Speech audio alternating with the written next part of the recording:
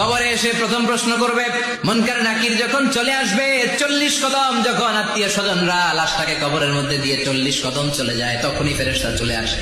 এসেই পরীক্ষা শুরু। মার রব্বুক, তোর রবের নাম কি? আমরা বলবো রব্বি আল্লাহ। দ্বিতীয় প্রশ্ন ওমা দীনু, তোমার ধর্মের নাম কি? আমরা কি বলবো? তৃতীয় প্রশ্ন বিশ্বনবীর চেহারা দেখে বলা হবে আতারিফু হাদার রাজুল, এই লোকটারে চিনো নাকি? আমরা বলবো চিনি, আমাদের প্রাণের নবী। সব প্রশ্নের উত্তর তুমি পেরেছো। ফায়ুফসাহু লাহু কবরুহু 70 যিরান, আপনার কবরটারে 70 হাত লম্বা করে দেয়া হবে। ওয়ায়ুফতাহু লাহু বাবুন ইলাল জান্নাহ, আপনার কবর থেকে জান্নাতের দিকে দরজা খুলে দেয়া হবে।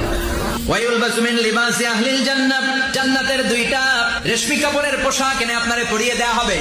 আর বলা হবে নাম কানাউমিল আরুস, ঘুমাও। তোমাকে লম্বা সময় পড়ে দিতে হবে, ঘুমাও। কানাউমিল আরুস, যেমনি বর বাসর রাতে আরামসে ঘুম দেয়।